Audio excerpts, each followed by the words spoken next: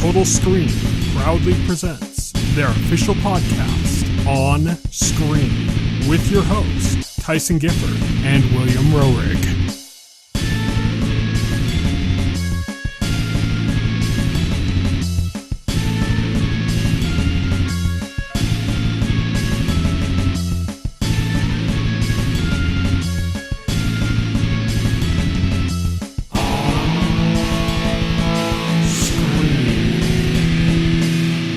Everybody, and welcome to OnScreen, the official podcast of the Total Screen. My name is Tyson. My name is Will. And today, since last week we talked about the Nintendo Direct, we made our predictions, even though the episode came out after the Direct happened. Now we're going to talk about what actually happened in the Direct. We're going to go over what predictions we got correct. We're going to go over the questions that I brought up at the end and see how those turned out. And we're going to just go over the entire Direct, like every single game. Some of the stuff we're just basically going to say that was a thing and keep moving on. Some of the stuff we're going to actually focus on and talk about in more detail. But in addition to that, we've also got 3 trailers to go over in our On Beat segment, and we've got what's coming up on the horizon, which is where we're going to start now with our On the Horizon segment.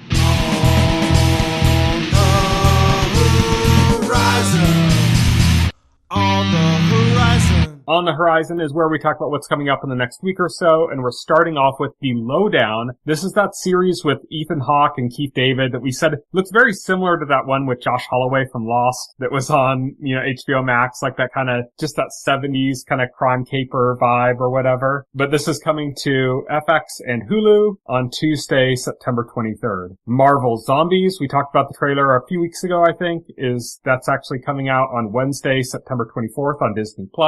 House of Guinness, we talked about that trailer as well. That's from the creator of Peaky Blinders. That's coming on Thursday, September 25th to Netflix. Wayward, which is a limited series starring Toni Collette from Mae Martin, who's also in it. That's Thursday, September 25th on Netflix. Silent Hill F is hotly anticipated. That's coming on Thursday, September 25th to PC, PS5, and Xbox Series X. No Switch 2 yet.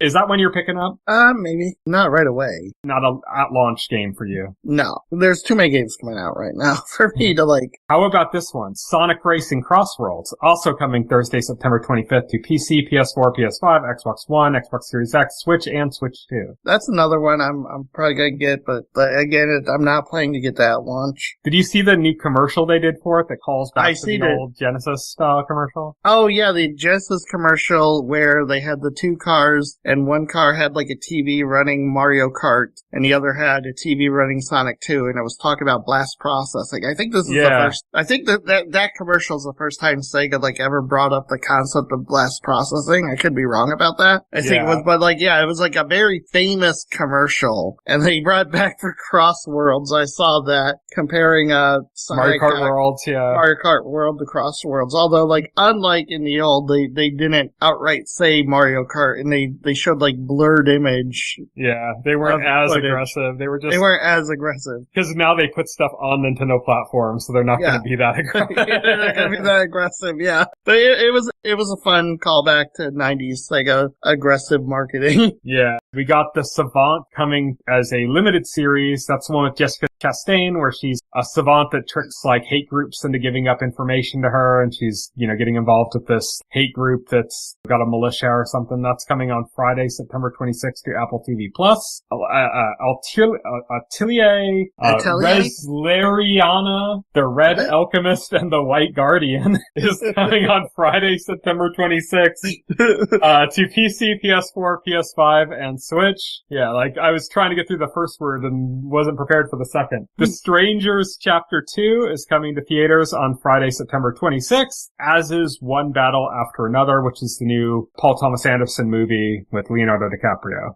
Both of those are coming to theaters on Friday, September 26th. That's it for our On the Horizon segment, and now we're going to move on to On Beat.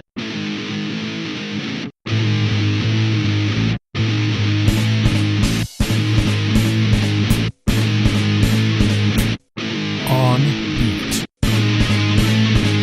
This week on Beat, we've only got trailers, no other news stories to go over, but we've got 3 trailers to talk about. Well, 2 trailers and like a featurette kind of thing. So the first one is for Mr. K, which the second I saw this trailer, I was like, oh, that's where Crispin Glover's been. Yeah, I thought this was like the most interesting trailer that this week of the batch of trailers that you put together. Because Crispin Glover, like I always like seeing Crispin, you don't see him around much. So like I was kind of surprised to see like there's no movie with Crispin Glover. Pretty reclusive, yeah. Yeah, and B, it looked interesting. The premise looks interesting. It looks like he's this eccentric person who checks into this mysterious hotel full of other like very weird eccentric people, and then you find out like the hotel seems to be like a living organism that's like shrinking and contracting, and rooms are changing. Like he can't find the exit, he can't find the front desk. It's like he's inside a snake being swallowed or something.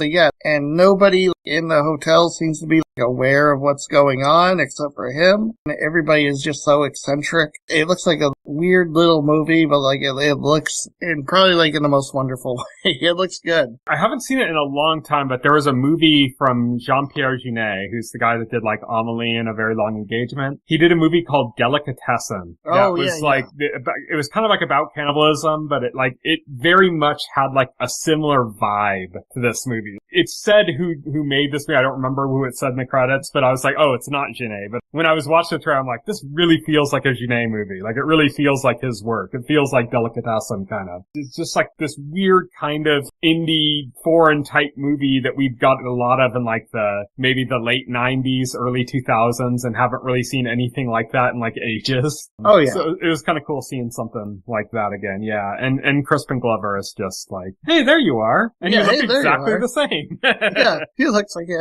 he's another one of those Hollywood vampires. Yeah. But speaking of being swallowed whole by a giant snake, our next trailer is for Anaconda, which we talked about. I think the news story, I think we talked about it, like you and I did at least, where we were like, they're doing an Anaconda remake with Jack Black and Paul Rudd. And Paul Rudd, yeah. We were like, oh, that's so crazy. That's so interesting. And then the trailer comes out and it's like, oh, that's like the plot of the movie. Yeah, the plot, it's the meta reboot. Yeah. Because the plot is like, oh, Paul Rudd and Jack Black are friends who want to like remake Anaconda, and they go out into the jungle, and then they find Anaconda for real. Yeah. So the movie happens for real. Yeah, you and I both said that like it gave us very Tropic Thunder vibes. Yes. The whole idea, because I mean, for those who don't remember, who haven't seen Tropic Thunder, it's like a Vietnam War movie, but it's actually about people making a movie about the Vietnam War, and then they end up getting like trapped in, a situation. They get like into this situation with like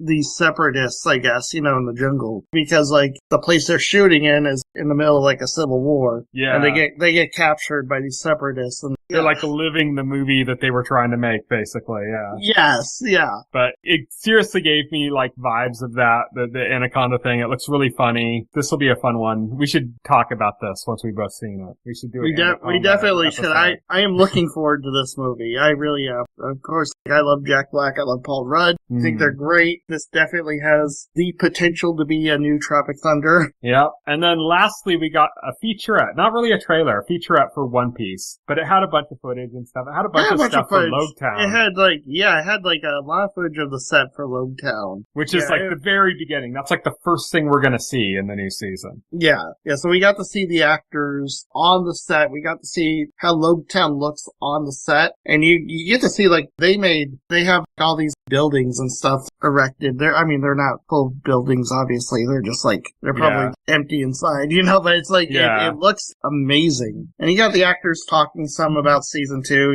mostly about how by season 2, the Straw Hats are a family. They're more used to working together, working as a group now. And really cool. It's funny. I heard that the guy who plays Sanji, who's the chef for the crew, like the actor actually started taking up cooking, like for the role. Like he started like trying to learn like how to be like a good cook for like to do the role better. And now he's like cooks for the actual cast and stuff.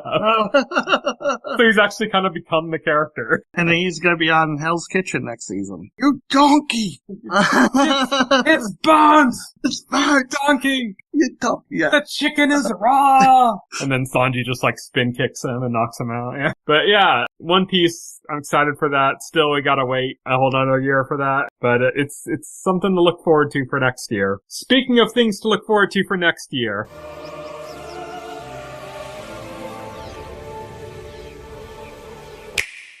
We got our Nintendo Direct for September. It happened! Most of the stuff is stuff that's not happening until next year. Yeah, I mean, this is typical. This is the September, the fall Nintendo Direct. This is where Nintendo outlines its software plans for the rest of the current year and then early into the next year. So everything into spring of 2026. So nothing into the summer or anything of next year. Well, there is stuff that just says 2026. There is, but, yeah. You know, it's presumed it's going to be on the earlier side of 2026 than the later side. Some things could slip. I mean, you know. I think some of those things the developers probably don't even know. Oh, yeah. At that stage where they're like, it could come out in spring, it could come out in fall, it could slip to 2027. They have no idea. But one thing Nintendo's been doing more and more of recently is just only talking about things that are more imminent and less about things like... Yeah, there's not like intentionally things that they know aren't going to be coming out for like 3 years or, you know. Yeah, they're not showing the trailer for the next Zelda game. There's no like Metroid Prime 4 logo reveal, you know, like when the game just went into development. They could show you a concept sketch for the next Zelda game and tell you it's in development, but they're not going to do that. Or the next 3D Mario, or exactly, but they didn't do that. This is all, everything that we saw is stuff that is pretty far along. A lot of it got dates. A lot of it's stuff that we've been waiting for dates for. We made some predictions last week. We're not going to run through.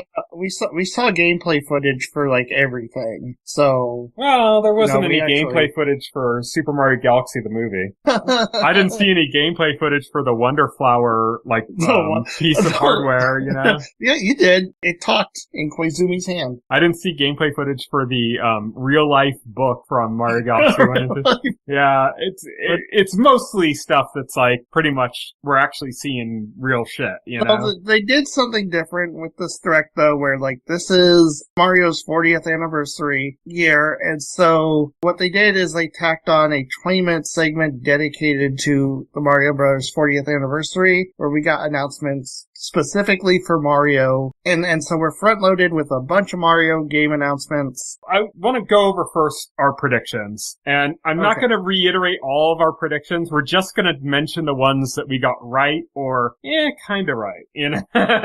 Most of them we got wrong, of course, you know, but a few of them we either got right or we got kind of right. I'm going to be honest, I was not trying to be correct. I decided that was boring, because if I was trying to be 100% correct, I would have just said, we'll get a date for Metroid Prime. We didn't want to be boring, Yeah. A lot of it was like either wishful thinking or like kind of big things that we were thinking were going to happen. In both cases, some of them happened, some of them didn't. So the first one that I'm going to mention is Donkey Kong Bonanza update. So I thought for sure we were going to get a Mario Kart World update and that we might also get like some kind of a Bonanza update, but I thought it would be like really Mario small. Kart update. I think the Mario Kart update was probably going to be something bigger, something more akin to the Booster Course Pass, and that's probably going to take a while to do. I just thought we were going to get a small update and then we would get DLC later. Like I thought it was going to be like a free update with like costumes and stuff. That's pretty much it, you know? Right. And that we would get like and maybe like 200cc or something. And then we would get like the real update later as like paid DLC. I did not anticipate, I did predict that we would get Donkey Kong Bonanza update, but I thought that was like less likely and that it would just be something really small. Instead, what we got was a full-blown paid DLC for Donkey Kong Bonanza. We won't go over all the details. We'll get to that when we actually talk about the it's game. still fairly small, but Yeah, but that was, I guessed that one correctly. Fire Emblem. So you guessed that there was going to be a remake of Fire Emblem 4 on Switch 1. What? But we did get Fire Emblem. Yeah, I got correct that Fire Emblem did show up, just not in the form I predicted, because I was not, because in my mind, it was like still too soon for the next mainline game. I was like, well, we just got Engage in, 2023? Yeah. I was like 2024? Yeah, it was recent. It was recent, yeah. Fire Emblem, we just got Engage, and I just thought, okay, it's probably gonna be a while before we see the next Fire Emblem game. And they probably want to do something smaller in the interim, like they did after they released, Fates, they released Fates, and then they released Echoes, which was a remake. I thought they were gonna do that pattern, because on the 3DS they did Awakening, they did Fates, they did a remake of the older one. I thought they were gonna follow that pattern again. 2 original Fire Emblem games, remake, next game. They skipped the remake this time. When we actually get to the Fire Emblem part of the main topic, I'll talk about why I think it makes a lot of sense that, we're getting a brand new Fire Emblem based on what they showed. But the next prediction we did was Super Mario Wonder content. You predicted that it was going to be Super Mario Wonder content in a Nintendo Switch 2 edition of Mario Maker 2. So that didn't happen, but what we did get is a Nintendo Switch edition of Super Mario Wonder. Yes. So, kind of? So we got a Switch edition update. I was not expecting a Switch. If you squint just right. I was not expecting a Switch edition update for Mario Wonder because it did get a free update patch for Switch 2 that increased the resolution and stuff already. So I'm guessing that's not part of this content update because they already did that. So it's going to be they didn't even mention it with when they were going through what's new. They didn't even mention anything about resolution or frame rate. Yeah, it got a free patch for Switch 2 to upgrade resolution and frame rate. Super Mario Galaxy 2, that was my next prediction. My prediction, though, was that it was going to be a Switch 2 edition of the 35th anniversary game that was going to turn it into the 40th anniversary game. And I thought the new thing that they were going to add was going to be Super Mario Galaxy 2. Yeah, I was skeptical of your prediction there because I was like, I didn't think they were going to do a Switch 2 edition of 3D All-Stars, to be honest. I just thought that would be a weird thing to do, and that would be very Nintendo to be that weird, I thought it was a weird thing to do because it's just ROMs and an emulator. Yeah. And Nintendo said that was only a limited time product. Yeah. So I thought it'd be weird they'd bring it back for Switch 2 edition. But they did do something with Galaxy 2. Yes, and we'll get to that later. There was Galaxy 2. Resident Evil 9 Requiem. You and I both guessed that one. And we both guessed it specifically because there were rumors that came out. Fair. There were rumors by a very, very reliable leaker that it was happening. So I can't take full credit for this. It was also, but the rumor was primarily talking about 7, 8, and the remakes. It wasn't really talking too much about 9, although it said 9's coming too or something. Dust Golem said in a separate post earlier that 9 was coming to PlayStation 4 and Switch 2. He did not mention the other games. Then he made another post that said, the other games are coming. I have something to say about part of that prediction later, because that seems like that might not be the case. That prediction, he might have lucked out on that prediction with the Switch part, but not with the other part. Really? Yeah. Something that Digital Foundry said that seems to make that much less likely. But Mega Man. So you said this, that we would get a new Mega Man game. This was this was just me this was being a wishful desperate. thinking prediction. Yeah. But you predicted we'd get a new Mega Man game. Now, we didn't. This is the weirdest prediction as far as tacking this on as you being right for this one, because there's so many conditions on it. So it starts off, it's not a new Mega Man game, it's a collection. And it also was only in the Japanese Direct, not in the US Direct. But there was Mega Man in the Direct, if you count the Japanese Direct. So, kind of right. Like I said, you just squint just right, and you got it right, And then you also predicted Mario Tennis, but you did it as a joke. It wasn't one of your official predictions. No, it wasn't a prediction. I did not predict Mario Tennis. My prediction was, and this was also in the wishful thinking segment because I knew it wasn't going to happen, and it didn't happen, was that Camelot was going to come back for a new Golden Sun, or, RPG. And I kind of offhand said, Golden Sun, but it's probably just going to be Mario Tennis or something. That was the offhand. It was Mario Tennis. It was Mario Tennis, yeah. Mario Tennis did end up happening, which was the predictable thing that was going to happen. Yeah. So those were the correct, in quotation mark, correct predictions we got right there. And now, after we made all our predictions, I asked some questions, just kind of for fun. I said, okay, so the first question I asked was, is there going to be an overly long segment that nobody cares cares about. And I think I might have written this down right. I think you said yes, and I said no, I guess. And it turned out, yes, there was many overly long predictions, at least in my opinion. That's a very subjective question. But I think there were quite a few overly long segments in this direct. It's kind of weird because people were like, oh, the direct's so big, it's so long that, you know, there's gotta be just like a shit ton of announcements. And there were a lot of announcements, but I think there's a lot less than people were anticipating because it wasn't just like game to game to game to game to game. It was like, oh, here's a game and we're gonna spend like 5 minutes talking about it now. And that happened quite a few times. It happened on games that we wanted to hear more about, so it's good, you know, like, okay, yeah, of course, yeah, give us more information about this game or that game. But then it also did it for games that I don't even know why they were in the direct at all. And they would spend like 5 minutes talking about it, and it's like, okay, move on, please. They paid Nintendo to be in the direct. Yeah, it's just kind of surprising. It's like, this is highlight reel at best and ended up getting like 5 minutes plus, you know? So there was a bit of that. There was also like the bit about the Mario movie, which like, cool, we got a new title reveal. We got a little bit of like a kind of a presentation of the look of it, which already, it looks the same as the last movie. But then we had like a long thing with the movie's producer basically re-announcing the old cast and nobody knew. So we had a few like overly long segments like that. The next question I asked is, are there going to be any Japanese direct exclusives? And you said yes, I said yes, we both said yes. Yeah. And it turned out to be true. Now, I didn't ever even watch the Japanese direct, but I know at least one thing that was in the Japanese direct, which we already mentioned, which was Mega Man. There's apparently only one thing in the Japanese direct, because that's the only thing I've seen people mention. So if there's anything else, it was not worth mentioning by anybody. People don't care about. It'd be like a card jockey game or something, you know, like they always have those like weird, super deformed baseball games that never come out here, you know? Something like that, you know? Or the train,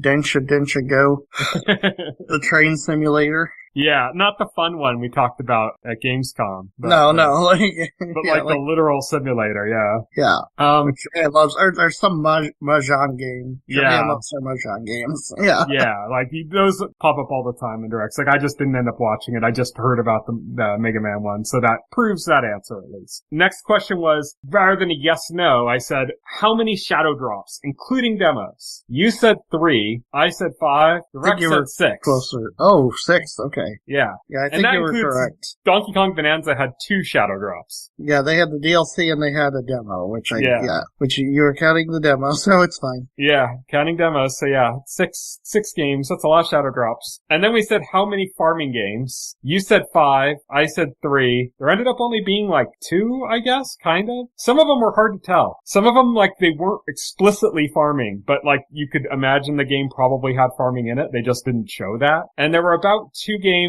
that I counted that actually legitimately showed farming. But there were probably another 3 that looks like they probably have farming. They just didn't show that. But farming games continue to be in Nintendo Directs. And then that's it for our questions. So now we're going to move on to the actual Direct and what we're showing. As you had mentioned before, everything started out with a Super Mario Bros. 40th anniversary celebration. They started out with the thing like immediately. I was like, Mario Maker? And it's like, oh no, it's just art. And they're just showing art. And they went through and they talked about the museum and everything like that, and they're sponsoring a marathon in Kyoto. Nothing that's really all that relevant to us who are stateside. Unless you can make it out there to Japan, because I mean, it'd probably be like really cool, but yeah, like I'm not traveling. They talked about the theme park opening in Florida, but we already knew about that. They didn't really say anything new there. Then the first like actual announcement we got wasn't for a game, it was for the Super Mario Galaxy movie. Well, you know what had been rumored, but they confirmed the title. Yeah, it's the Super Mario Galaxy movie, not Super Mario World. So this is interesting. This has like a lot of suggestions, like the suggestion that they'll take place in space, and the suggestion that we're going to get Rosalina. They did not announce Rosalina, by the way. They reconfirmed the voice cast, and it was like all like the people you expect are going to return. Yeah, they didn't announce a single new person. They didn't announce a voice actor for Yoshi. They announced Chris Pratt as Mario. Be shocked. They did, and everybody gasped. They didn't announce or confirm anybody else is going to be in the movie. Yeah. So, like, I'm 100% Rosalina is, and I'm just wondering, okay, who's going to be playing Rosalina? Dwayne The Rock Johnson. Yeah. I think they're probably going to have... DeVito. I'm sure they're going to have Yoshi in it, too. He wasn't in Galaxy, Yoshi but he was in Galaxy 2. Yeah, Yoshi was in Galaxy 2. So and they hinted at him in the post-credits for Mario. They hinted at Yoshi. Yoshi will definitely be in it. Yeah, and I think Yoshi is going to be... He's not just going to say Yoshi. He's going to actually, like, talk. Yoshi will be voiced by Daniel Day-Lewis. Coming out of retirement. I was thinking another Danny. I was thinking Danny DeVito. No, Danny DeVito's Rosalina. Oh, yeah, that's right. So we got Super Mario Galaxy, the new Super Mario movie. I'm excited. It comes out, like, April 2026? Yeah. I'm excited. I'm hyped. Especially... Sticking on the Galaxy train. Yep. Our next announcement is Super Mario Galaxy and Super Mario Galaxy 2, which are coming to Switch 1, but also to Switch 2 with a patch that, updates the graphics. It's a Switch 1 game with an update patch for Switch. It's no different than, like... It's not a Switch 2 edition. It's just... It's not Switch... Yeah, it's a Switch 1 game. It's just no 4K on Switch 2. Yeah, they got 4K, they got patch heads, 4K, and mouse controls for Switch 2, which is cool. The mouse controls, obviously, sub in for, like, the second player, like, or the Wiimote controls for... That was a big part of Galaxy 2. That's probably why Galaxy 2 wasn't on... Oh, yeah. But this is still coming to Switch 1, but the reason that's different is that the anniversary pack, the 35th anniversary pack that included Galaxy 1 on Switch, was just an emulator dump. This is like a port. Yeah, this is a port. And we've seen, like, they've done analysis on the footage. They showed it. There's clearly, like, new textures, new font used. There's been work done on it. This is a native Switch port, so this isn't a Wii ISO running in an emulator this time. Yeah. And it looks good. It looks good. Again, it's going to be 1080p on Switch 1. It's going to support 4K on the Switch 2, which is nice. I can't wait to see this game running in 4K, to be honest. I'm surprised they didn't announce like 120 for like handheld mode or something, or like a 120 mode, but they didn't announce that. I mean, it might still be there, but they didn't announce it, and it's not in the product details, so probably not. Yeah, probably not. We're going to have to wait till October 3rd it comes out, so it comes out really soon. And this, obviously, they're doing this because the new movie is based on Galaxy, so they're doing this to promote the new movie mainly. Mm-hmm. It's interesting that it's out so soon, though, October 3rd, because they announced Super Mario Galaxy Amiibo alongside of it. Two of them, Rosalina and then the Mario and the Luma, which is like recreating like the box cover of Super Mario Galaxy with the Mario Amiibo. Those are coming out in April, like when the movie comes out. So I'm kind of like, I'm curious about that release timing. So like the movie and the Amiibo are coming out in April, but this game is coming out right now. It's like, okay. I mean, not complaining, but it's just kind of strange. We're getting a disparity between releases in general recently, and this isn't just a Nintendo thing where like a game, like one of the games coming up in the direct I'll spoil is the Mario Kart Legacy Collection is coming to digital and then later to physical, you know? Right. Oh yeah. So we're getting these kind of disparities with things where I think companies they're like, we don't really care about releasing things on time. We'll just release it later. Who cares? You know, that's kind of like their mentality, I think. I don't think it really means anything. It's just, who cares? But yeah, those are coming in February. We got something else physical coming related to that, which is a physical storybook for Rosalina's storybook from Mario Galaxy. Yeah. So it's interesting, and we're gonna see this like some more times, is Nintendo is getting more into doing like physical collectibles, which is really interesting. I thought that was like really cool when they announced that. I think that's kind of the solution around the obvious and eventual move towards going digital only eventually. That the thing to kind of placate the physical lovers is that they're just going to start doing a lot more physical stuff. And I think this is them kind of getting a head start on that, going like, okay, we're just going to start doing a lot of these things because why not? We can, so why not, you know? Yeah, we can. We got a fan base that will buy it. And then all the people that want to like line their walls with game cases, instead they can line their walls with like Rosalina storybooks and Wonderflower, talking Wonderflowers or whatever. Oh, yeah, exactly. Nintendo is like really like embracing being the Disney of gaming. Yeah. Like they even got two Nintendo stores, kind of like Disney stores. You used to have those Disney stores in the malls, you know? Yep, they got the theme park now and everything. So now they're going to make these collectibles for the hardcore fans. Our next announcement was for Mario Tennis Fever, which was announced for the Switch 2. This is the first new game announced for the Mario 40th anniversary. So yeah. And the first Switch 2 exclusive in the Direct. Yes. Mario Tennis Fever is a Switch 2 exclusive. Looks fun. It looks feature rich. That's like the distinguishing thing between this and the last tennis game. Yeah. The last tennis game, they tried to do the Splatoon style rollout of like, we'll launch with like minimal content and then just update it over time. And that did not pay out well for them. Like people were not happy with that. And so this game looks like very feature rich. It looks feature rich. I like the idea of like the fever rackets, which give you like Mario Kart style like powers, various different power-ups. The single player thing looks cool, you know? The single player, story mode looks cool. I like another single player thing they showed was Challenge Tower or something where like you go up this tower, take on like various like challenges. I always like with like wonder effects and things, like all sorts of different. I always like when games do that, you know. Yeah, like, I mean that was I brought it up a ton of times before Mario Kart World was announced, and we were talking about what a Mario Kart 9 would be, and I said, we need the event modes from the DS game back, you know. Yeah, exactly. It's a shame that they didn't do that. I know they got like they kind of put it in the open world, kind of. Yeah, kinda. I'm going through like playing Mario Kart World, going through it. It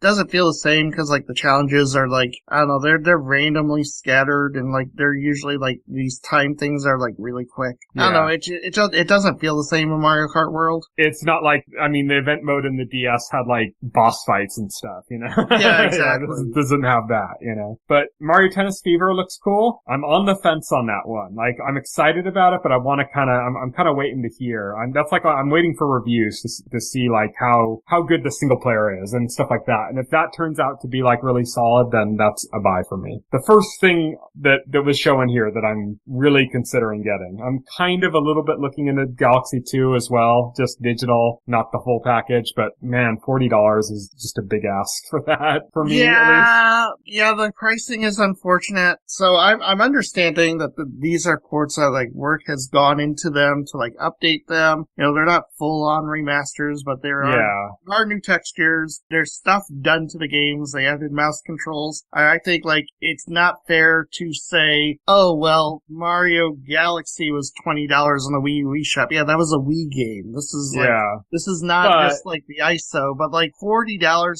I would personally. I mean, Silk Song was $20, and it was a game that was in development for like 7 years or something. Yeah, but I mean, it's also not fair to compare it to like other people's games. So you gotta like think. So, but I only do that to counter that work went into it line, you know, like. Well, work goes into everything, but different companies have like their idea of pricing is different. Project per project basis. You can't like really make a straight comparison like that. $20 or $40 is too much. I would say 30. I would end up on 30 for like each of the games. I think that's fair. As a digital only user, I'm kind of annoyed also that there's no option to buy them bundled for $70 unless you get it physical. What difference would that make? To save the $10. Yeah. I was gonna say like buy them digitally as a bundle. Like what difference would that be? They'd still be two separate games on your home screen. It's not even like that's something that's undoable. I mean, they did that with like Bayonetta 2. When Bayonetta 2 came out on Wii U, they had it separate. So you could buy Bayonetta 1 or you could buy Bayonetta 2. But if you bought them together, you got a discount. And then if you bought Bayonetta 2, it came, like physically, it came with a copy of Bayonetta 1 included. So like that's how they did it. It just worked in the eShop. There's nothing here with that. It's, if you want to get both games digital, it's $80. If you want to get both games together physical, it's $70. And that's annoying. That's annoying. I do kind of appreciate that they have the option that like, if you bought 3D All-Stars and you don't think you need Mario Galaxy 1, you can just buy Mario Galaxy 2 by itself. But again, it's annoying because like you have to spend the $40. There's no separate just Galaxy 1 physical for $40. So if you want a physical copy, you have to buy Galaxy again. You have to spend the $70 $70. Yeah, it's not ideal, like, any way that you try and slice it, you know? It also kind of pisses me off because it's kind of like the digital buyers are subsidizing the physical buyers. Yeah. Because it costs way less to put out a game digitally than it does to put out a game physically, like, period. It just does. It's so weird that this is like an $80 game, and I'm gonna say it's an $80 game, because if you buy them both on the eShop, you're spending $80. Yes, the retail bundle is $70, probably because having that sit there like at $80 when everything else next to it is $70 would look incredibly silly. I don't know. It's just weird. It's a weird pricing situation with this game. I have no idea. I think Nintendo should surprise everybody who buys both copies digitally with like a $25 eShop gift card. They should. Yeah, but no, I mean, I'm a sucker because, like, I bought it. I bought the physical because it's gonna have both games on the cart. That's fine. Like, I was like, okay, I do want to play Galaxy 2 on my Switch, like, that much. So, Yeah. I haven't gone back to Galaxy 2 in years, and it's way too much of a hassle for me to set up my Wii U to play one game. It's just way too much of a hassle at this point, so it's kind of like, yeah, I'll just get it for Switch. Yeah.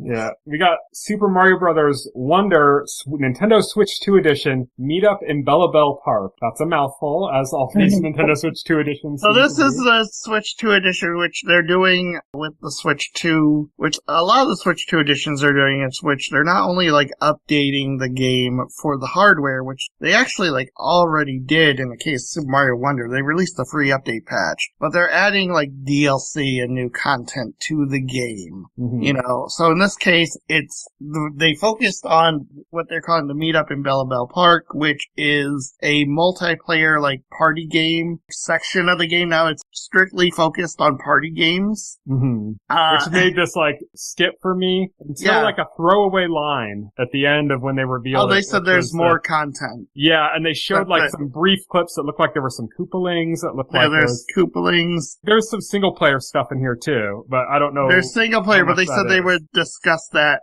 late. They would discuss the other content later. Yeah, we're gonna get a Super Mario Bros. Wonder specific direct for the Switch 2 edition. So at first I was like, this is just a multiplayer party game, but when they revealed there'll be new single-player content, I was kind of like, okay, I'm back in. Yeah. I'm gonna have to see what this is, yeah. I did appreciate, though, when one of the mini-games, they brought Phantom back. They brought the Phantom Mask. One of the mini-games centered on the Phantom Mask. I thought, I'm a big Super Mario Bros. 2 nerd, so, like, whenever stuff from that game comes back, I always appreciate it. They also have the Ninjas, but the Ninjas actually came back in, like, New Super Mario Bros. U, I think, so, like... Oh, and they were also just in the regular Wonder game. Yeah, they were also in the regular Wonder game. Those came back, anything like Super Mario Bros. 2 I enjoy seeing. Yeah. But that's about it for me on that. Like, I wasn't, like, super hyped for it or anything, even though it's like, oh, it's more stuff for Mario Wonder, but I don't have, like, a group of friends to play those party games, so it's kind of like, it's moot for me. And then the surprise announcement they did after that was for a talking flower figurine. This is not an amiibo?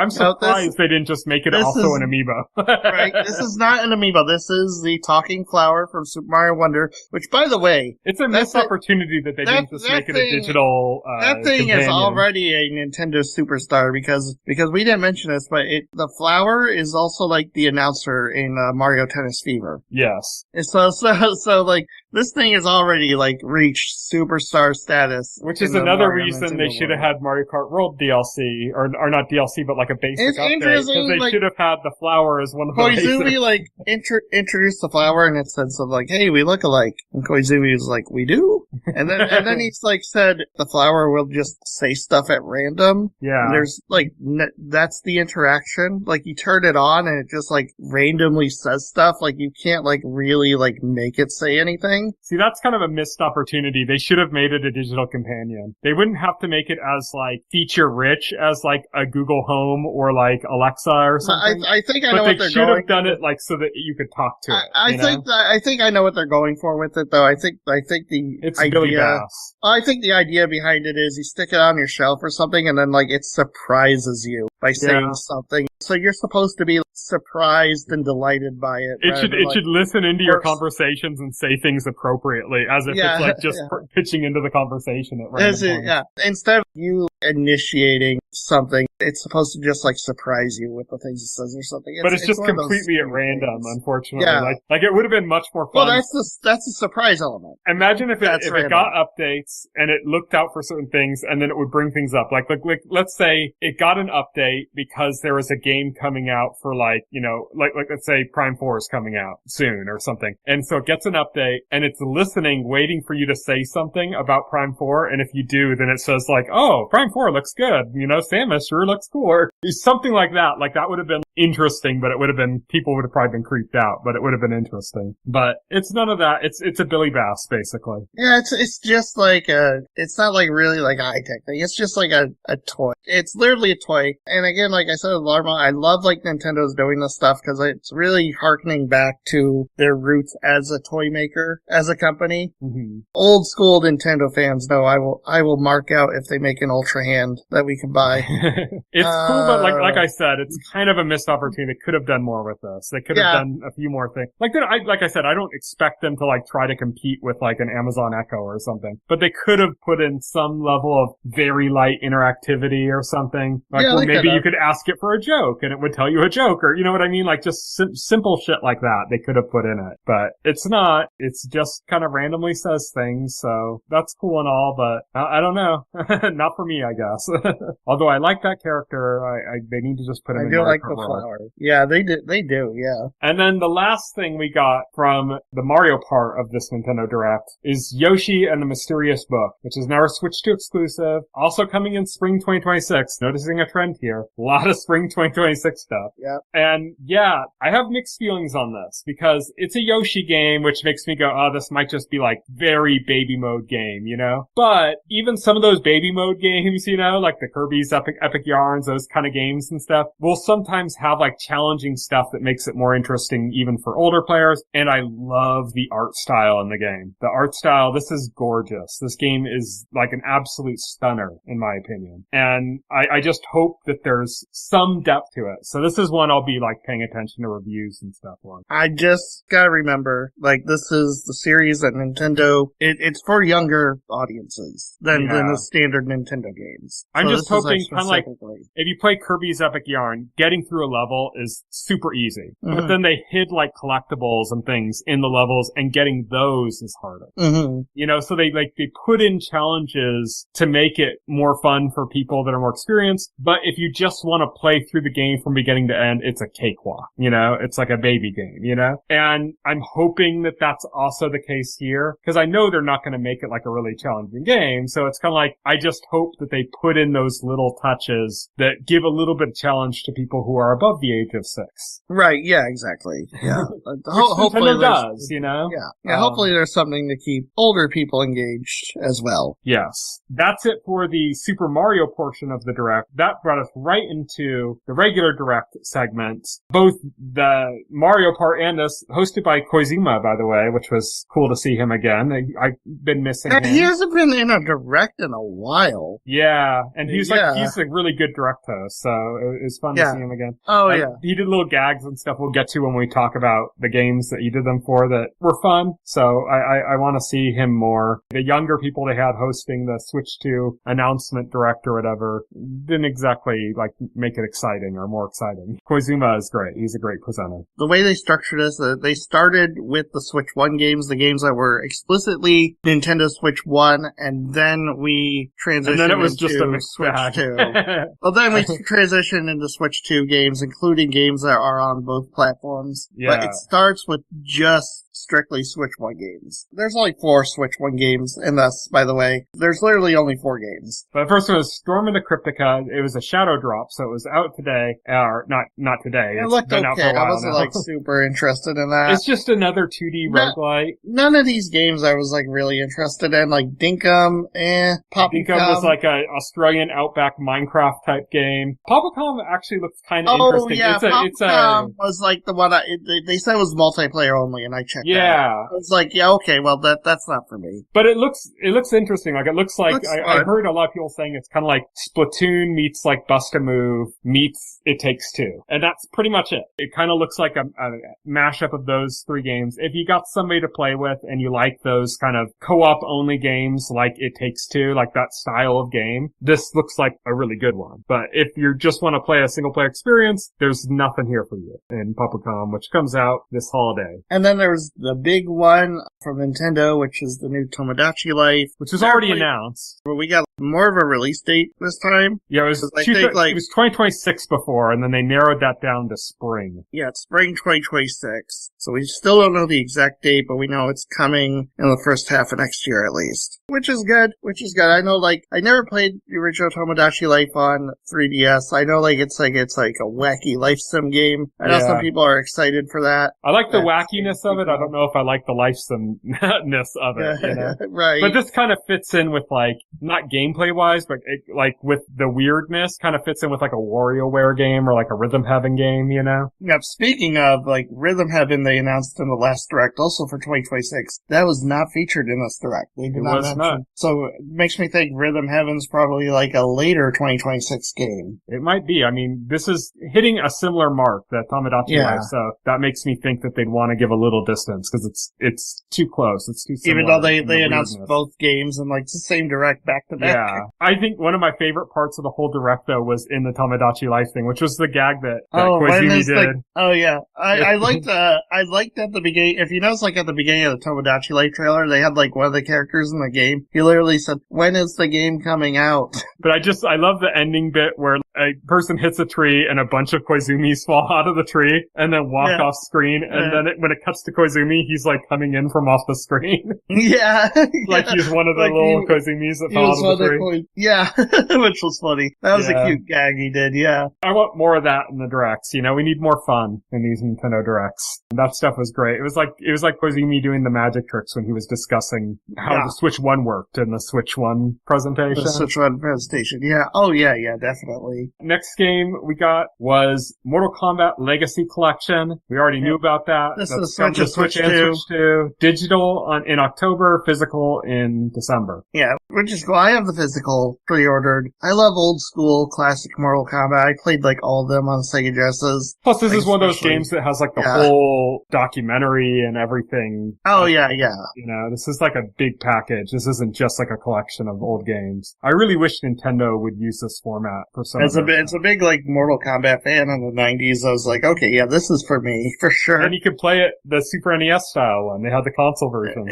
Yeah, they have the console versions. For the first time, interesting, they have the arcade version of Mortal Kombat 4, which has never been able to be emulated before because the hardware, so we only had the PlayStation version of Mortal Kombat 4, but now they got the arcade version. They said that hardware was really difficult to emulate and they had to put a lot of effort into it, but they got it running. Mm-hmm. But yeah, I just like that you can play the bloodless SNES version.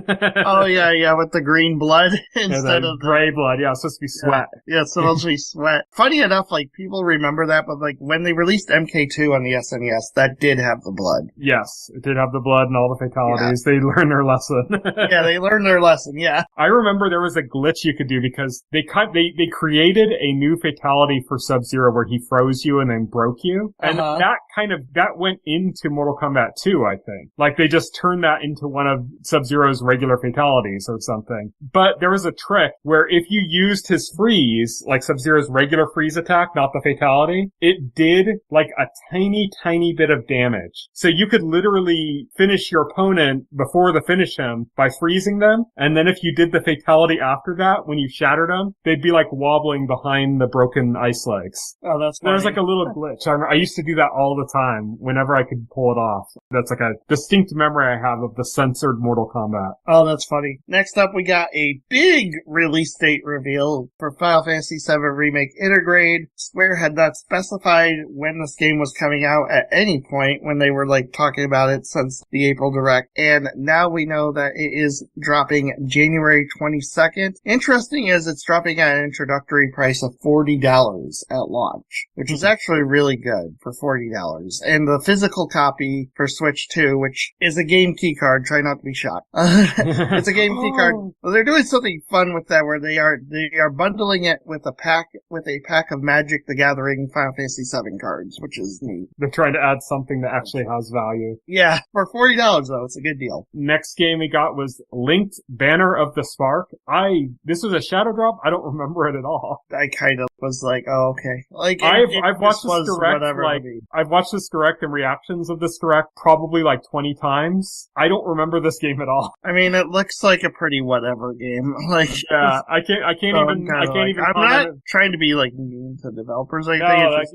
I can't even comment like that. Like, I can't even say like, oh, it was so boring that it didn't impress me. I literally have no memory of this game. But then they had a really long trailer for Hades 2, which, as somebody who hasn't played Hades, the one thing I really dug with this trailer is the song. I pre-ordered this. I still haven't played the first Hades, but I mean, this game looks awesome. Obviously, Nintendo spent a lot of time on this because this is a Nintendo Switch limited console exclusive. It's like initial console exclusive. Initially exclusive to Nintendo Switch on 2. Console only. Oh, yeah, it is on Switch 1 because of Switch 2 edition. It's got Switch 2 edition that runs on both Switch and Switch 2. That's right. And apparently, like, Nintendo is publishing the physical. So, Nintendo themselves are publishing this on Switch. So, this got, like, a lot of time. And I mean, it looks incredible. It's a good get for Nintendo. You know, Hades. The song was the whole payout for me. That song was great. Hades was one of the most celebrated, like, indie games when it came out. Yeah. And so, for Nintendo to lock down the sequel as a timed exclusive is a pretty big deal. Yeah. And we should know, it's a timed exclusive on consoles. It's still coming out on Steam and stuff. Yeah, it's going to be on PC day and date, yeah. I mean, you can play it on PC right now because there's like what do they call that? Early access, yeah. Steam version of it is out now. And then when the full game launches on Switch 2, it's also going to come out on Steam, like the full version of it. And then it'll come to the other consoles later. In addition, another exciting thing about this is another game that does 120 FPS on Switch 2. Yep, which is really awesome. Yep.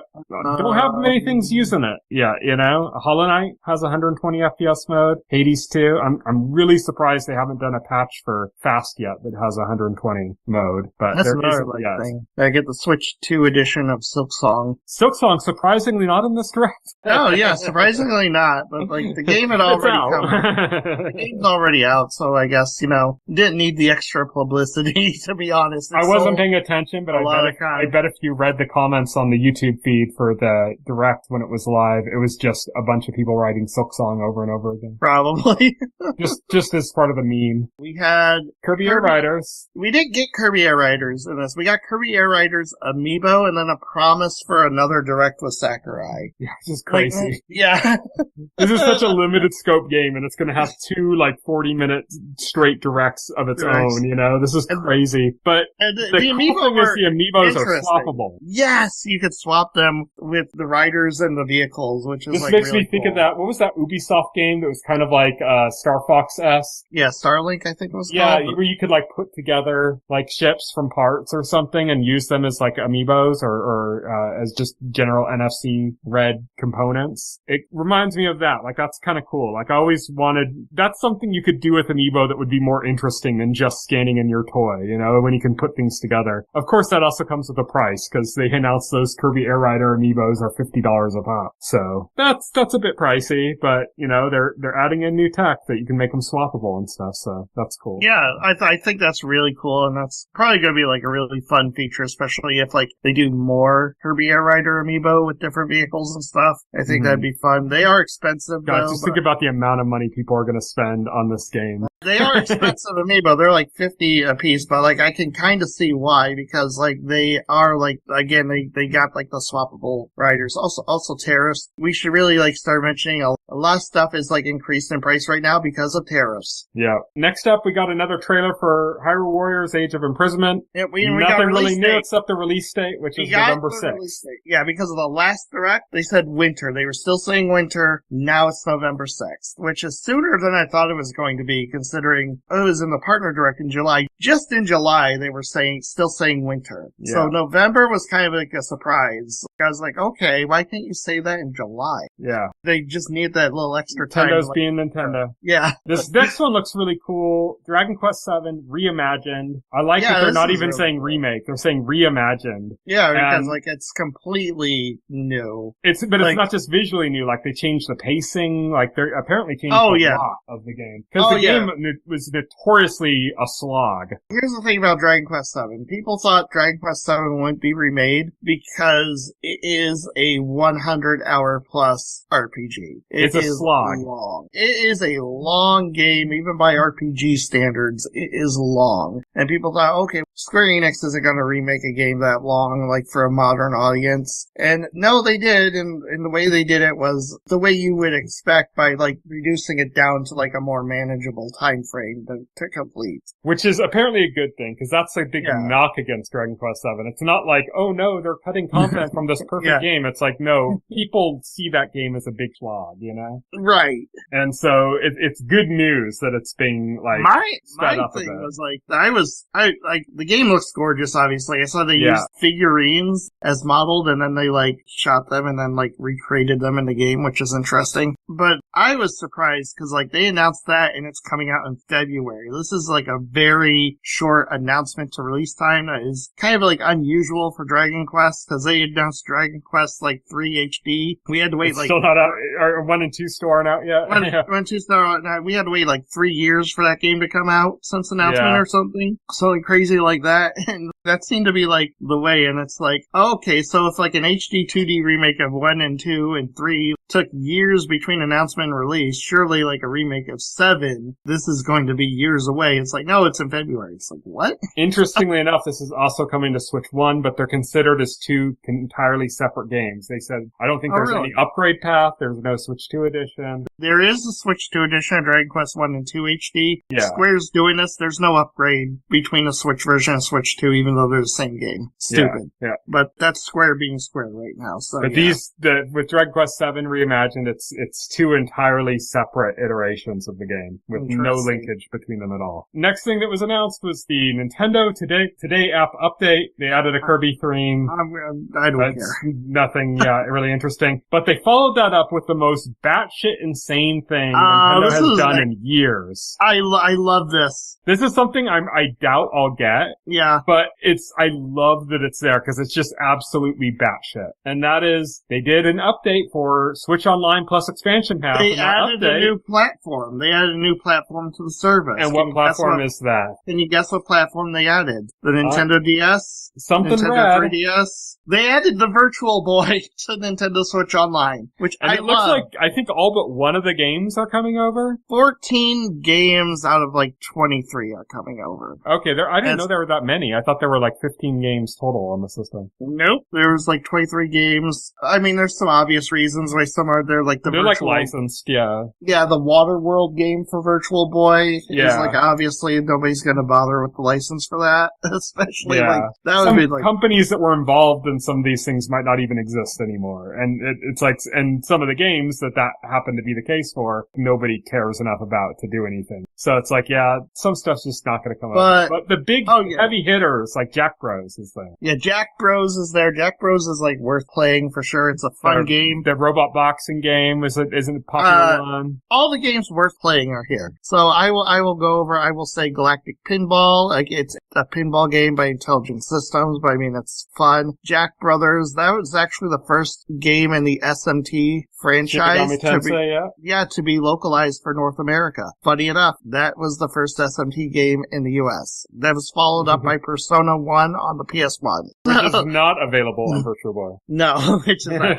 Mario Clash, which is like a really neat 3D update to the original Mario Brothers game. I had a lot of fun with Mario's Tennis on the Virtual Boy. That was the packing game. I had a lot of fun with it. It was the first Mario Tennis game. I mean, you could argue it's been superseded by the following Mario Tennis games, but it's fun to check out to see like where that franchise got start. Red Alarm is very much a Star Fox style shooter. Tellero Boxer's fun, and then you got like Virtual Boy Wario Land, which is like a must play in my opinion. Mm-hmm. So you got some stuff. Then you got some stuff in there that I was not expecting to like actually be there. Innsmouth no Yakata, which is like a first person dungeon crawling like horror game, like you're in this haunted mansion. It only released in Japan on the Virtual Boy. Nobody in the West knows about it, but it was one of the games like on that list in the Direct. I was like, well, that's an interesting choice, especially like, are they going to like translate it into English? I don't know. But yeah, I would say like the games that weren't there, you're not like really missing anything. Yeah. What's interesting here is that they're releasing a peripheral that is just a dock for your Switch 2. You just put it into this thing, and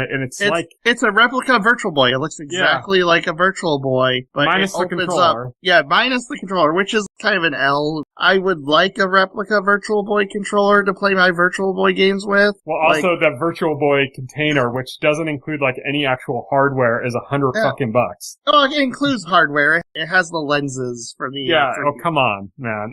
There's no microchip in that system. There's no microchip because it's not a system. You put your Switch in it. But I mean, it's $100 fucking bucks. Pricey, but like also, yeah, this is a niche boutique item. How many of them are they going to sell? They are absolutely going to milk the fuck out of the 5 people who will buy this. Yeah, I'm just saying, like, otherwise they're not making. They're going to charge $100 and do the fucking controller, you know? Add the controller. Yeah, exactly. I'm 100% with you on that. Do the controller, Nintendo. Yeah. Like, come on. There is like somebody made a USB to Virtual Boy adapter, so like you will be able to with the adapter hook up the Virtual Boy controller. If it recognizes it. But it's like, come on, we need that Virtual Boy controller. Other than that, like, I think, yeah, the Virtual Boy thing, you don't need it for this. They are releasing like a $24 headset. I'm going to be honest, like, it's a cardboard headset. Like Google Cardboard started the whole cardboard headset trend for VR, and those Google's ones, which also included lenses and a button that you could press, was like $5. You're probably going to be able to use your Google Cardboard on this. I don't think it's doing. No, it wouldn't fit in. Like, Switch is too big to fit. Well, you don't put your Switch in the cardboard thing. I think you wear that on your face and you look at your Switch. No, I think it fits in it. I think it slots in because that's the way like Google Cardboard it didn't look like that big in the picture. It won't be. What it'll be is the sides will pop out, basically. Oh, okay, I see. I thought you put that on your face. I don't know why. No, yeah, that'd be too heavy. It would bend the cardboard and break the cardboard. Well, I thought it had like lenses in there, and then you just like it does, but the Google Cardboard did the same thing. It also had lenses, and it was part of the kit. You build it yourself, and it was part of a kit. And then Nintendo did that same kind of thing with Labo. They had like a VR headset. It's the same kind of thing, basically. Yeah. You might be able to use your Labo kit for it if you have a Labo VR kit. If you have a Labo VR, because this is on the OG Switch as well. Like, it wouldn't work with the Switch 2 because the Switch 2 won't fit into the Labo VR kit. But if you have a Switch 1 thing, it might work. What I'm wondering is there anything that stops you from using it without a headset? Like, I understand that it's gonna be done in like stereoscopic, but would you be able to just like literally look at a screen with 2 screens, like 2 things on the screen, and still be able to play it without any headset of any kind? Or is there gonna be some kind of a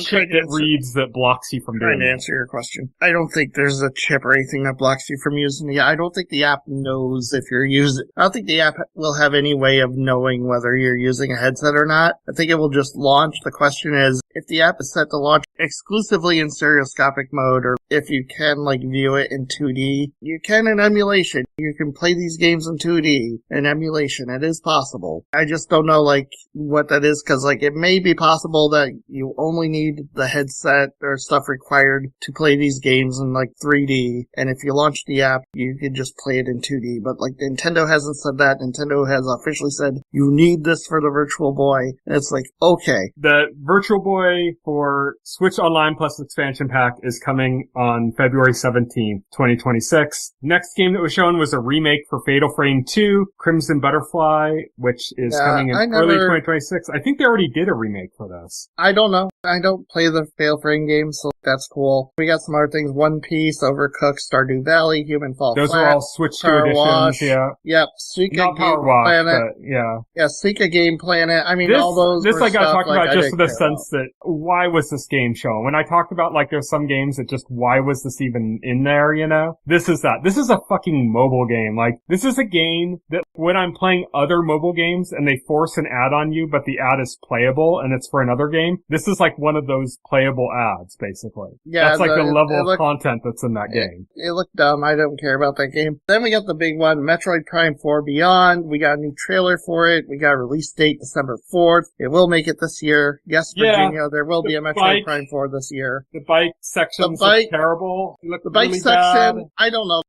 It says this is all footage from the Switch 2 edition, and it does not look it until you get past the bike part. It looks like early Switch 1 game graphics. It's like, it is a Switch 1 game. You gotta remember, this is Switch 1 game at heart. Switch 2 edition, and it doesn't just look like a Switch 1 game, it looks like an early Switch 1 game. I told you, man, like, the Switch 2 edition isn't going to look that mind-blowing compared to the Switch. The second they got away from the bike parts, it looked instantly a lot better. Yeah. But man, those bike parts, the open world bike parts, do not look good. We'll have to see how it goes down in the game. This might be an idea that would have been better saved for a ground-up Switch 2 Metroid game. But we'll give them the benefit of a doubt and see how it plays out in the actual game, like in context. Yeah, I think this trailer was kind of almost anti-hype for the game. Yeah, I mean, Good Vibes I think it did more to make people not want it than to make people want it. Good Vibes Gaming had a video out titled "Why is every Metroid Prime 4 trailer bad?" or something. Yeah, and that's that's a mild criticism. I've seen much harsher. Donkey Kong Bonanza got some DLC. Nothing crazy. It's like a DK roguelite. There's a roguelite mode. There's a roguelike mode. Donkey Kong Bonanza DLC was shadow dropped. Yeah. So it's out now. And they also put out a demo for Donkey Kong Bonanza for the regular game. Then we got like a bunch of Pokemon announcements. The most interesting thing announced here was Pokemon Pokopia, which looks like a Minecraft/Animal Crossing style Pokemon game where you're like a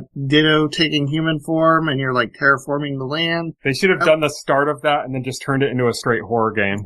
That looked cute. Apparently that's being developed by Koei Tecmo is developing that game. Game Freak. They had both of their logos at the end. Yeah, I don't know how involved with development Game Freak is on that. Graphically it looked kind of bad, so I'm guessing they had a lot of involvement. It looked fine graphically. I don't know what you're talking about. It looked perfectly fine. Looked like a Switch 1 game. It looked perfectly fine for the style of game it is. Then Pokemon Legends. Okay, Pokemon apologist. Pokemon Legends had a new trailer. Then they announced paid DLC for Legends ZA before it's even out. And like, the only thing they showed about that was like, oh, it's got Mega Raichu now. It's like, okay. And now it's up on the eShop for $30. It's like, Mega Raichu, $30, please. I'm like, a little bit more information before I give you money would be nice. I don't know. Then we got into another bit of a slow part. We got Dragonrampa 2, Goodbye Despair. It looks really stylish. I thought Dragonrampa 2 had like a really cool look to it, but like this version of it. I never played any of those games. I'm just talking about what they showed, like footage wise. It just had like a really cool style to it. Like it almost kind of Paper Mario-esque, like the way it's like flat characters, but they would like rotate and swirl and stuff in weird ways that kind of made that more obvious. But yeah, I'm just not really into that franchise, so I'll skip that. Dynasty Warriors Origin, Monster Hunter Stories 3. Yeah, we got a release date for that, March 13th, which is neat. That was at the Partner Direct. Then we got to the highlight reel. Yep, highlight reel, which nothing really interesting in there, to be honest. Virtual Fighter 5 Revo coming to Switch 2, but that was already announced. Yeah, there's some interesting stuff, but it's all stuff we already knew about. Disguise 7 complete. There's nothing like really noteworthy. Dragon Quest 1 and 2 HD2D. So let's move on all stuff we already knew about. Let's move on to the last two announcements, which were actually noteworthy announcements for Switch 2, which were Resident Evil 7 and Resident Evil Village coming to Switch 2. That's fine. Those are older games, games, but Capcom also announced the newest Resident Evil game, Resident Evil 9 Requiem, is also coming to Switch 2 in addition to other platforms, and it's coming day and date with the other platforms in February. All the Resident Evil games on Switch 2 are coming the same day. So I promised I would bring up why the PS4 version probably isn't actually a real thing, and that the guy just lucked into the thing. Digital Foundry, their test, and this is something I noticed because when the trailer came out for Requiem, and then they showed 7 and 8 afterwards, I'm like, 7 and 8 look a lot better than Requiem, like graphically on Switch 2, like the footage they showed. And there's a reason for that. Resident Evil Requiem is the second Switch 2 game that we know of that uses ray tracing. Oh, interesting. The entire lighting system is using ray tracing. It's not using ray trace reflections. Those have been cut. But Digital Foundry scrubbed the footage and confirmed it's all ray traced. That all the lighting is ray traced. It's entirely done through ray tracing. That makes a PS4 version that was rumored very unlikely because that would have to be an entirely bespoke version for only the PS4. Like if they did a non-ray traced Switch 2 version and then also did a PS4 version, and that would make sense. Cause it's like, okay, we're doing this non-ray traced version, but we're doing it for 2 platforms. But now that the Switch 2 version can do ray tracing, is doing ray tracing, that means if there was a PS4 version, that would be the only one that isn't, and that would be a lot of development cost for only one version. Right. Okay. That's a good theory. Then they did the one more thing. They did. I thought Resident Evil was going to be the last thing. Monosauce, new game. No. Haha, no. It's the new Fire Emblem. They're making a new Fire Emblem. We mentioned this at the top of the direct.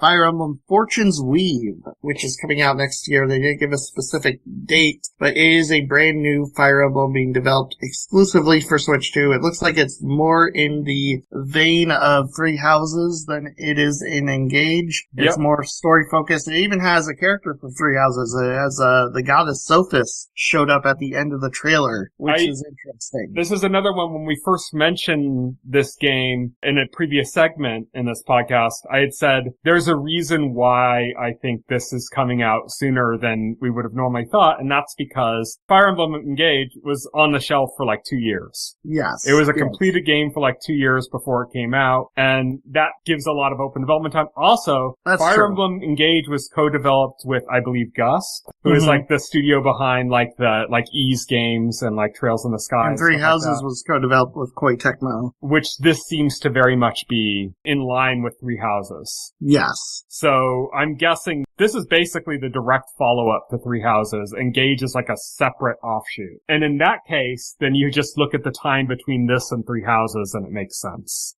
I think during the show, this really didn't impress me initially. Like I was kind of like, whatever, you know, like I'm not really blown away by it. I think because I was really hoping for a Monolith Soft, you know, or something like that. So I really wasn't. I thought this was a solid direct. You can tell by like how long we've been talking about it. I'm just saying this game didn't like really impress me initially. Yeah. But upon reflection, after watching the direct a few times, I'm like, this really is like Three Houses-esque, and I love Three Houses, and so like the trailer didn't really sell me on it, but like just knowing, kind of like putting it in my head, okay, this is gonna be like Three Houses, made me excited for this game. So I want to see more of this and get kind of more of an idea of how it plays and stuff, and how the social systems work and stuff in this, because that was a huge part of Three Houses. But I'm sure this is gonna be one that I'm gonna get. But that's it for the direct. Let's talk about our impressions of the direct. Same thing I had with Fire Emblem with this game itself. My initial impressions were a little like, meh, you know, like I wasn't really into it. Having watched it a few more times, I've kind of been more won over by it. I think it's the more I thought about it, I thought like, there was a lot of solid announcements in this direct. There wasn't the thing that made me pump my fist in the air. Like, my favorite announcements were the Virtual Boy stuff and Fire Emblem. Like, I'm really happy they're going into like the next Fire Emblem, and I'm really tickled by the Virtual Boy stuff because it's wacky Nintendo, and I'm so happy that they're more willing to embrace their history, even like the failures of their history. Yeah. So that's 64DD next? Yeah, hopefully. I want to play Dashin the Giant. Yeah. But that was like, they did that for GameCube too, so maybe they ported a GameCube version of it. Yeah, the Mario stuff was nice, you know, Mario Tennis looked solid. So it was a pretty decent direct. I would say this is a solid B plus, you know, For me, yeah. On reflection and watching it with reactions and stuff, I think my primary issue with this Direct, more than anything, is that they just spent way too long on some of the parts of it. Honestly, like, without even adding anything new, you could just trim 20 minutes out of this Direct and it would have been a really good Direct for me. Like, I would have been like, okay, this was an impressive Direct. This is the best Direct they've had in a while. Like, since the Switch 2 reveal Direct, basically. This is the best Direct since then, if not even maybe better than that, you know? It's all the fluff. It's all spending like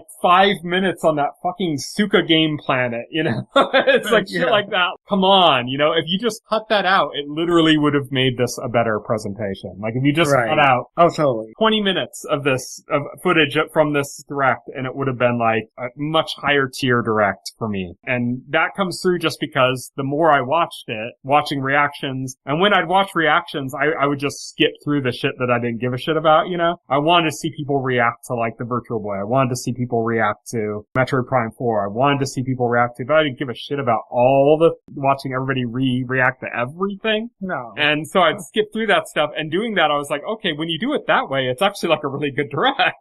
Yeah, exactly, right? That's kind of like my take on it, is, you know, just cut it. This could have been 40 minutes and it would have been great. Technically it was 40 minutes. No, I mean 40 minutes total, including the Mario part. Oh, yeah. And it would have been great. Yeah, I agree with you. We won't get another General Direct again till probably February next year, so. It'll be a while. This time we might get some stuff at the Game Awards, though, because they started popping the Switch 2 logo on titles at Gamescom, which they didn't do at Summer Game Fest. Yeah, we so might I get think some we're things gonna from actually third parties. we'll get some third-party shit, and maybe even something from Nintendo. They occasionally do something, too, at the Game Awards. So we might get something before the end of the year, but probably not a Direct. But we might get some game-specific Directs, like a Metro Prime 4 Direct or something. And we already know we're getting another Kirby Air Riders Direct. Mm-hmm. So that is it for this week. Next week, we're gonna do Ready or Not, which we had planned to do before, but it was taken off of the streamer that it was on at that time. So I believe it's available now. We saw it again after we had that failed podcast where we weren't able to do it because it was pulled off whatever streamer it was on. So we're going to try to do Ready or Not for next week's podcast. Check that out if you want to watch along with us. Until then, thank you everybody for listening. You can follow me on Twitter. I am at Tyson Gifford. You can also follow me on Blue Sky with the same handle. You can follow Will. He is at FoxelHero on both of those platforms. You can also check out our website, thetotalscreen.com. If you go to our website and open up a container story for any of our podcast episodes, scroll down to the bottom paragraph. You'll find all the relevant links to our social accounts, our RSS feed, our SoundCloud page. That's all there, as well as the link to our YouTube channel. You can also subscribe to our podcast in your favorite podcast client of choice, like Pocket Cast or Apple Podcasts, and the entire backlog of our podcasts, as well as additional content, is available on our YouTube channel, so you can check that out there as well. Until next week, thank you everybody for listening. Good night. Good night. Thank you for listening to the OnScreen podcast, the official podcast of The Total Screen. Visit our website at thetotalscreen.com. This podcast can be found on any major podcast client, including Pocket Cast and Apple Podcast. The entire backlog of this podcast and other content can be found on our YouTube channel.